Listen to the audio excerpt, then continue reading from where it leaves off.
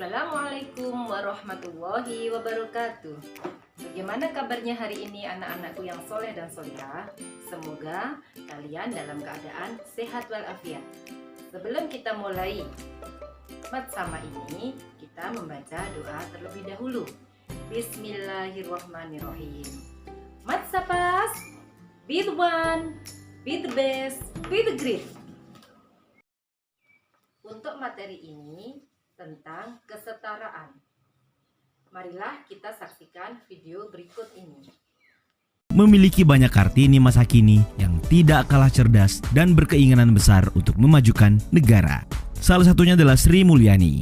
Wanita berambut pendek ini adalah contoh bagaimana niat baik dan kerja keras bisa membawa Indonesia pada perubahan besar-besaran. Berikut 7 fakta Sri Mulyani versi channel Data Fakta untuk kamu. Tapi sebelum lanjut, kami ingatkan kembali untuk subscribe channel ini dan aktifkan lonceng notifikasi kamu untuk mendapatkan video edukatif dari Data Fakta.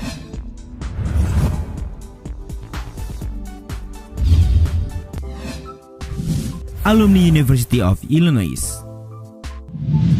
Tahukah kalian setelah tamat dari SMA, Sri Mulyani memilih melanjutkan pendidikannya di jurusan Ekonomi Program Studi Pembangunan atau ESP Universitas Indonesia.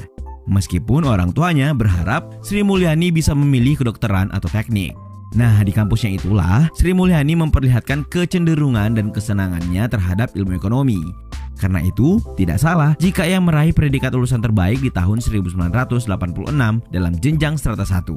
Selanjutnya, kecemerlangannya pun membuahkan hasil. Beberapa tahun setelah menyelesaikan pendidikan di UI, pihak fakultas selalu menawarkan beasiswa S2 ke luar negeri yang membuatnya melanjutkan pendidikan ke University of Illinois, Urbana-Champaign di Amerika Serikat, sekaligus tawaran untuk program S3 atau PhD diperolehnya pula.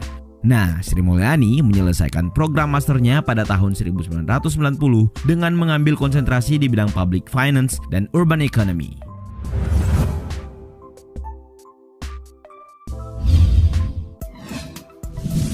Menteri terbaik di dunia.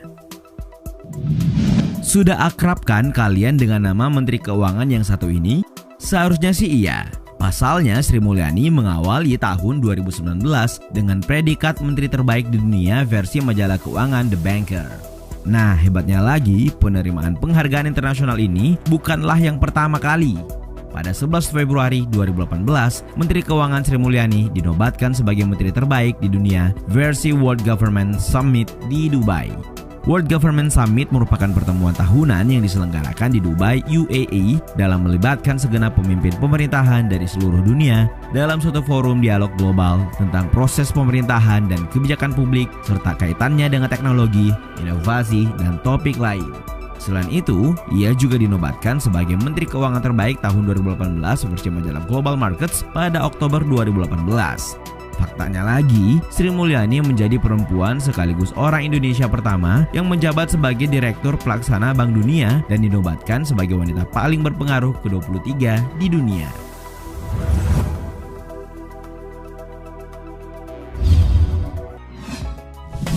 Anggota dari band Eleo Band. Kalian mungkin sudah pernah mendengar nama Eleo Band, bukan? Meski tak setenar grup musik tanah air lainnya, Eleo Band terbilang cukup unik karena personelnya berasal dari sejumlah menteri dalam kabinet kerja.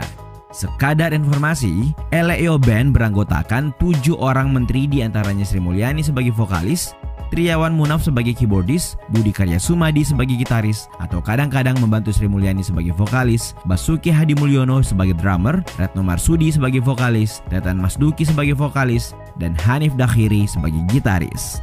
Soal jam manggung, grup musik yang beranggotakan para menteri kabinet kerja Jokowi JK ini pernah tampil di hari pertama Java Jazz Festival tahun 2018 di GI Expo Kemayoran, Jakarta Pusat. Menurut Hanif Dakhiri, musik menjadi ajang bersenang-senang di sela pekerjaan. Jokowi yang turut menyaksikan memberikan testimoni untuk Eleo Band. Menurutnya, Eleo Band benar-benar jelek, terutama saat disaksikan melalui televisi. Tapi orang nomor 1 RI itu memaklumi karena Eleo Band jarang latihan. Kalau menurut kalian, bagaimana penampilan mereka?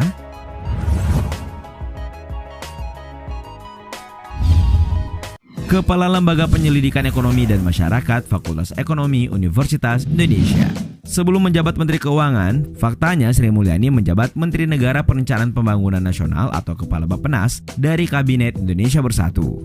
Ia merupakan ekonom yang sering tampil di panggung-panggung seminar dan terkenal karena komentar dan analisisnya yang kritis, lugas, dan jernih. Selain menjadi dosen di Fakultas Ekonomi Universitas Indonesia, ia juga pernah menjabat sebagai Kepala Lembaga Penyelidikan Ekonomi dan Masyarakat Fakultas Ekonomi Universitas Indonesia atau LPEM FEUI. Pada 5 Desember 2005, ketika Presiden Susilo Bambang Yudhoyono mengumumkan perombakan kabinet, Sri Mulyani dipindahkan menjadi Menteri Keuangan menggantikan Yusuf Anwar. Sejak tahun 2008, ia menjabat pelaksana tugas Menteri Menko Bidang Perekonomian setelah Menko Perekonomian Dr. Budiono dilantik sebagai Gubernur Bank Indonesia. Selain mengabdikan diri di UI, Sri Mulyani juga pernah mengajar sebagai profesor di Andrew Yang School of Policy Studies di Georgia State University. Itu tadi salah satu contoh mengenai video tentang kesetaraan. Sedangkan pengertian kesetaraan adalah persamaan kedudukan, persamaan tingkatan, tidak ada yang lebih tinggi ataupun rendah, sederajat. Jadi, kesetaraan disebut juga dengan kesederajatan.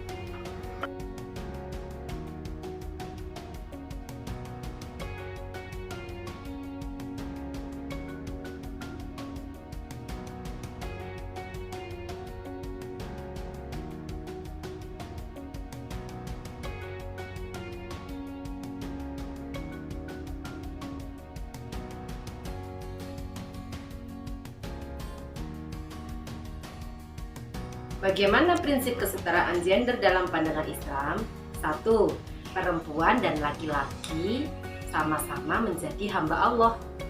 2. Laki-laki dan perempuan mempunyai kesempatan yang sama untuk menjadi pemimpin ketika keduanya dirasa mampu dan memenuhi karakteristik untuk menjadi seorang pemimpin.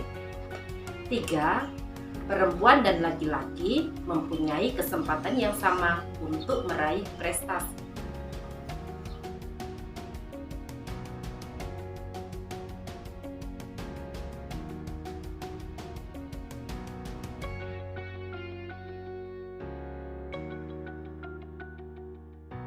Adapun ayat yang menerangkan tentang kesetaraan adalah sebagai berikut.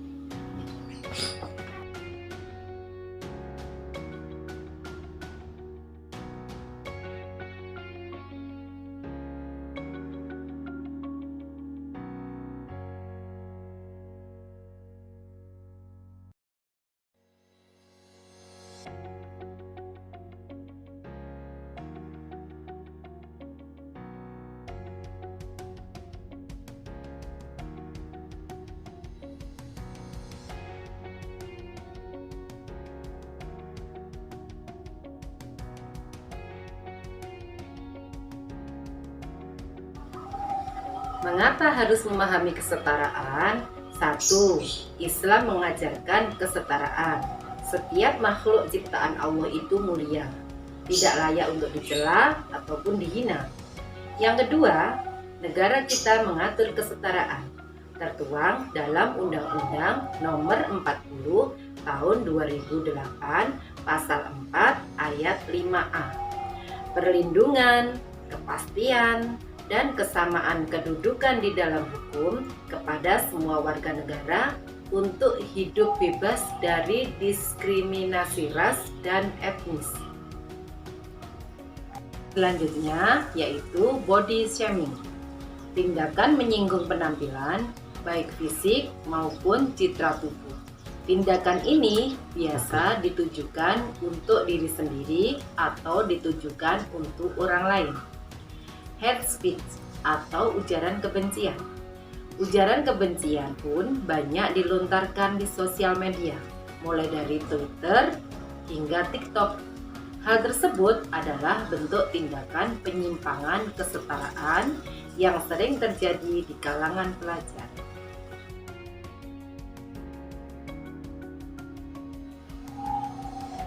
Apakah efek dari body shaming? 1. Dapat mempengaruhi daya pikir para remaja sehingga memaksakan mereka agar bisa mengikuti tren dan gambaran fisik ideal itu sendiri. 2. Dapat memicu timbulnya eating disorder, malas mengunyah makanan, depresi, hingga gangguan kesehatan seperti diabetes dan penyakit jantung. Yang ketiga, dapat menimbulkan perasaan tidak percaya diri atau minder di dalam lingkungannya. Berikutnya adalah stereotyping atau pemberian label.